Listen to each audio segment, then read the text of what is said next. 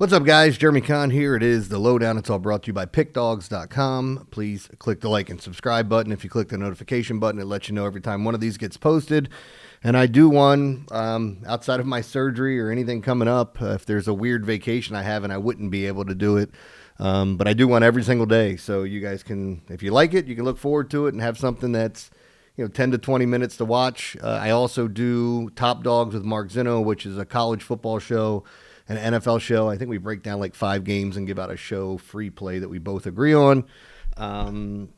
Those are about a half an hour, and then I jump on the morning show with Jay and the guys every Monday and Friday, or as much as I can, because I have missed a few of those just because of work. I mean, I do a show from 6 to 10 in the morning, which means I got to get home within an hour, and I live about 30, 40 minutes away, depending on traffic. And by God, they're doing road work on the road I have to take, and they've been doing it for about the past 15 years, it feels like.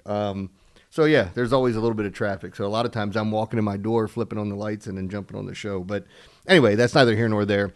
A lot to talk about today. So just full disclosure, since it's Monday, we have 2 baseball games and Monday Night Football. So I think I did this another week, and I'm going to try to do this. Well, I'm not going to try to. I'm going to do it. I'm just going to give you the results of what the algorithm says for some of the top players on Monday Night Football. You can do with that what you want. Algorithm's pretty good, and I've had a really, really good season with NFL props. I've had a really good season with NFL picks. For you guys that missed it, my best bet on Sunday was the Ravens plus 1.5. I think they went outright. I still can't believe they're an underdog even with all those injuries. The Texans have had one good quarter this year, and it was against one of the worst teams in football. And I understand all the Ravens' injuries, but like when you get to a point like this, they just do not lose games to inferior opponents when it's a must-win. So I think you see a heavy dose of Derrick Henry, and that's why I was telling anybody who would listen, those 3 props, rushing yards, rushing attempts would be the most dicey one. It is actually plus money over 20.5. The most carries he's had this year is 18, and the other 3 games not even close to that. And I think you see a heavy dose of him, and I think you see Keaton Mitchell. And Keaton Mitchell, an interesting guy. I think for some of those, what is it, the big tournaments on DraftKings and FanDuel if you're playing DFS, and those millionaires, the millie makers, you want to throw Keaton Mitchell in a few lineups. Look, he can hit a home run with the best of them, and I think he's going to get a couple touches. This guy should have been active all season long. It's a weird numbers game with the Ravens where they feel comfortable with the 2 running backs they have, and of course the quarterback being able to run. But they also have other guys that go to. They mix in Zay Flowers and Tylan Wallace. They get a few handoffs here and there. And then on top of it, Rasheen Ali was their kickoff returner, and they liked him better in that role than Keaton Mitchell. So they were juggling on how many running backs they were going to carry. And one of their best offensive weapons, even though they have quite a few, they've basically had not dressed for their first 4 games, and I don't think we see that happen moving forward. Now, other games I like, I've talked about it. You heard me talk about the Saints. Love them. That line smells and stinks to high hell. If you're thinking about a team that, as I said, I think the stat was they have not had the lead and the ball. So meaning any time this year that they took the lead, they gave it right back. Just right here, go ahead and down the field and score. We didn't mean to do that last time, but I think the Saints win. Love Seattle. Thought Washington to me is the better team in that Chargers game, with the way that the 2 teams are constituted today and Jalen Daniels coming back. So I liked Washington a lot against the Chargers. Thought that was going to be a sneaky high-scoring game. Lions over, Vikings, Panthers. That's kind of all what I liked. Hiccups again. I swear to God, I don't have the hiccups until I start doing this damn podcast. But I do like the Yankees over in their game for game 2, and then I have some news coming up. Well, I might as well do that first because we're going to get right in these games. I do have to tell you, check out the Inner Circle. It's the Concrete Inner Circle. Saturday wasn't my best day. Like, I had a winning day overall, but it doesn't feel like it because I had Louisville. They lost in overtime. They gave up 2 defensive touchdowns in regulation. I had Florida State 4.5, lose by 6, I think it was. Anyway, but I hit on some of my big plays. Texas A&M, Cincinnati was a top play for me. Who else did we have there? The Texas Tech under was a big play for me. That hit. But yeah, it was kind of like a wash. I mean, it was a winning day, but I kissed my sister is how I felt because it wasn't much of a winning day on Saturday. But I've been stacking them up. I was up 30 units going into Friday night. I'm still right around that number, maybe just a little bit below it because of the Friday night was not a winning night for me. but up 30 units over the last 10 days on the Inner Circle side. So text Inner Circle that number if you want to find out more. A little bit more expensive. So if it's for you, great. If it's not, I totally understand. You guys, I appreciate you guys watching the video, and anybody that wants to go get the premium picks, if you've been paying attention on there or watching it, you see me. I've been hitting the NFL at 65% clip and higher, and hoping to continue that. And I feel like I'm just seeing it well, especially the weeknight games. I had the one doubleheader that swept me where I went 0-2. I think that was the Texans night. But other than that, I've been hitting almost every single weeknight game. I've hit every Thursday, Friday night game so far. So it's been good. But let's get into this. And before I start with the baseball games that are coming up today or later today, as you're watching this on Monday, I do want to tell you when we get to New York and when we get to Detroit, when they're playing their home games, and they will get a home game because it's a 5-game series, wind is blowing out significantly. So I think in Detroit it was like 11 miles an hour, and in New York it was like 10. And when the wind's blowing out in New York like that, you hit a jet stream, it's gone. So that's going to be home run city. The only reason I'm bringing this up a day early because I'm probably going to talk about this again tomorrow. And the weather could change, but I think it's a huge advantage if you want to try to hit something early here, if you want to bet the overs, or maybe even if you want to look at a team total because you like a certain pitcher over the other ones. Now, some of the pitching matchups are coming out. Some are speculation. I do have one of the pitching matchups for today's game. The other one's speculation, but I think we're kind of on point. I'll explain that when we get there. And it's kind of weird. For the first time in doing this, I have baseball lines that we can talk about. We'll get into that for the 2 games, and then I'll finish up with my thoughts on Chiefs and Jags. So let's just do it. Let's get right into it. We got the Dodgers at the Phillies. Dodgers are minus 130 on the road. Remember, they came back with that big Teoscar Hernandez homer and just reached in and grabbed the heart right out of the chest of the Philadelphia Phillies, just like that dude in Indiana Jones in the Temple of Doom. Kalema. Anyway, 7.5's the total. We get Blake Snell versus Jesus Luzardo. Wind's blowing out at about 6 miles an hour. At the beginning of this series, I picked the Phillies, and I even said it felt like a little bit more maybe with the heart because I'd like to see them win. I always look at, especially the Phillies, because I like a lot of players on their team, and I always look at Philly as, they probably look at us as their white trash cousin here in Baltimore. I look at them as my white trash cousin, and I can say that because I grew up white trash. So, and I probably still am a little bit of white trash, but what are you going to do?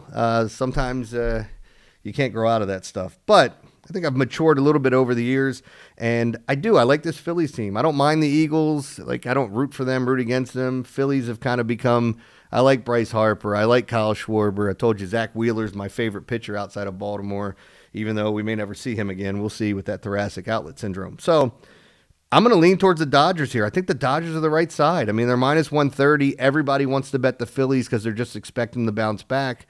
And as much as it sucks, this happens all the time. You go the whole season, you're all ready for something. Someone, steals a little bit of life at the end of the game and grabs victory there. And all of a sudden you're like, damn, we're 0-1. And you're going into game 2 going, oh, we can't afford to lose this, or we've got to win 3 in a row against the Dodgers, who everybody thought was the dreaded team to start off with. So, man, but I think the Dodgers are the right side. I mean, Blake Snell can get a little, what is the right word, wild and walk a ton of guys. I mean, he's Mr. 5 innings, if that.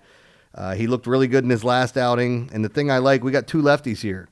So this does not nullify or take it away, but you're trying to limit the damage.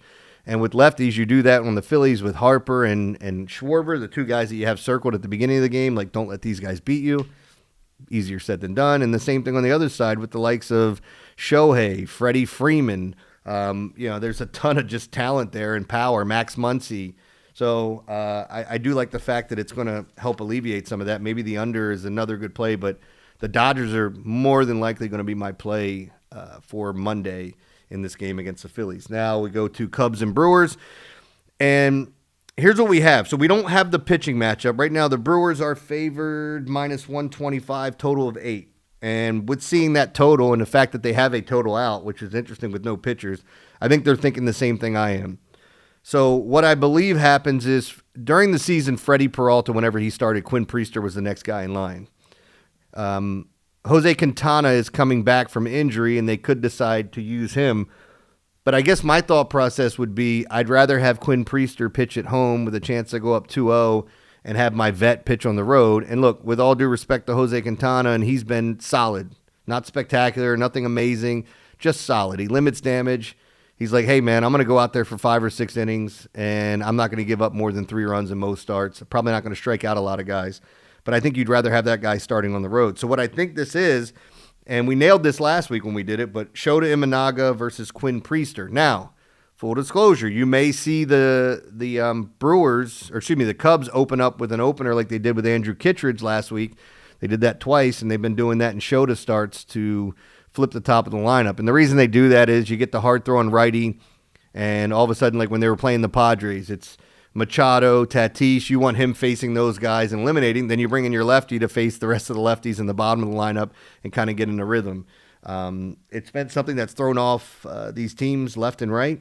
And I think this is what we see happen here more than likely. I am going to tell you, I like the Cubs in this spot. The one thing that the day off really gave the Cubs was a chance to rest all those bullpen pieces. They used everybody because I talked about it. I don't know why these teams continue to do this nonsense by pitching these guys on short rest in the postseason. I get it. In a Game 7, you want, Mad Bum to come out and pitch on 3 days rest. And some of those guys can do it, but they're never quite the same. And Boyd just got lit up from Jump Street, and they never looked back. I mean, it was 9-1, I think, in the first 2 innings. It was over. So Cubs got to sit in that and then now come out and they're in a must-win situation where the game's going to be about even money. Give me the underdog here. I mean, Cubs plus a little bit. So I'll take the Cubs in this spot. Now, let's get to the NFL game, talk a little bit about this. And you got to bear with me with these glasses because I'm going to have to read my handwriting. We have the Chiefs at the Jags. 3.5-point favorites are the Chiefs. 45.5 is the total. I kept going back and forth on this total because, honestly, I could see anything. The Jags, I've been betting a lot. I think I've bet the over in the Jags game every week, and we missed out on week 1 with the Panthers because of the shenanigans that happened. There's turnovers in the end zone, in the red zone, and stuff like that. But it's been very profitable, and I don't think the Chiefs' offense is fixed for what they saw against the Ravens, trotting out 4 practice squad defensive linemen. And, oh, by the way, going back to the Ravens, a couple of those defensive linemen that didn't play in last week's game, including one of the more important ones that's not named Matabike, will play for the Ravens today, and Travis Jones, or will play for the – I say today. You guys are watching this on Monday. You get it. So that's another thing to look at. It's not the same rosters, and as I keep saying, just because of what happened the previous week, that does not mean who you are for the rest of the season, and I feel like gamblers do this all the time. So let's talk about the props real quick. I'm going to run through that, and then I'll tell you how I feel about the game. Because, again, with the total, under would not shock me, over would not shock me. The number seems like it's perfect. So I'm probably going to give you a freemium here on who I'm going to be on. But let's go to it. Pat Mahomes, here's what it's projecting for him. 256 yards passing, 1.9 TDs. Trevor Lawrence, Patrick Mahomes, 28 yards rushing is what it projects him for. Trevor Lawrence, 254 yards passing, 1.54 TDs. Both of these guys more than likely to throw a pick as they have a higher percentage as I'm looking at their numbers. Anything that's over, like a 0.5, it's that rating system. Like I think Pat Mahomes was at 0.70, and I think Trevor Lawrence is like 0.76, which means it's more than likely that they throw one. And I know me giving you numbers isn't going to justify what I'm saying, or at least hopefully you understand what I'm saying. More than likely to throw a pick. So if you wanted to look at that, I can't fault you. Here's what the running backs are expected to get. Kareem Hunt, 32 yards. Isaiah Pacheco, 33. Travis Etienne, 59. Wide receivers and tight ends. For the Jags, Travis Hunter, 38. Brian Thomas, 69. Is Xavier Worthy, 62. And Travis Kelce, 37. There are other guys mixed in there, but I thought they were the most important ones. So you guys can check those numbers, line it up with the props, see which way you want to go according to what Vegas is saying. But I'm just going to finish up talking about the Chiefs and Jags. And because I don't like the total, I'm going to give away my play for Monday night, which that's fine. Hey, it is what it is. Sometimes we're giving out some free ones here that work out. Sometimes it doesn't. But anything I'm telling you I'm going to play, I feel confident in. That's why, like when some people say, well, why would you talk about a game you don't like? Well, there's not a ton to choose from. And I would want to tell you what I'm seeing on the game. Maybe there's something I say that jumps out at you. But obviously I can't talk about all the games that we're selling because that would be counterintuitive. But I do mix them in and talk about them quite a bit. anyway, Chiefs and Jags. It's weird. Jacksonville's been a house of horrors for teams that come in there on Monday night, and it's just weird games. And I'm not talking about Jacksonville beating their ass. When Jacksonville, even when they're bad, they found ways to beat good teams on Monday night. I remember them beating the Ravens. They had that crazy game against the Chargers in the postseason when they came back. It's not a Monday night game, but like any nationally televised games, I think the Jags plus the points are the way to go here. I think it's a field goal game either way. I will be taking Jacksonville plus the 3.5. And enrolling with that. We'll see how it plays out. But, yeah, I mean, it's a pretty strong play for me, too. I like the way Jacksonville's been playing. Kansas City's defense looks great, but I still think their offense looks like trash, even with what they've done this week. And we'll have to see if they can pick it back up. I think Xavier Worthy coming back can change some things, but it might take a week or two to kind of filter it out and who's going to be your go-tos and what routes guys are running and the different packages. But I definitely think as Mr. Swift over there and his soon-to-be wife, Taylor, she put out her new album, so I haven't listened to it to see what song she wrote about him, but I'm sure they're all pretty happy right now. That being said, I'm taking the Jags Monday night. Guys, make sure you head over to pickdawgz.com. We'll see what I'm hitting after Sunday, but 65% in the NFL. Been feeling college really good, trying to get back in that better winning percentage after I had a week 2 that kind of sunk me. But so far, I mean, the past couple weekends, I've been kissing my sister every Saturday, so it's not like I'm getting demolished. It's not like I'm winning a ton. And sometimes it's like winning small amounts, but I feel like I've been burned in a couple of the college football games. It's easy to see when you're dead wrong, but there are some times where you're watching the game and you're going to go, man, I can't believe that happened. I had Nebraska over Michigan State. They won by 11, favored by 11.5. Some other funny ones that just like you look at it going, I can't believe that.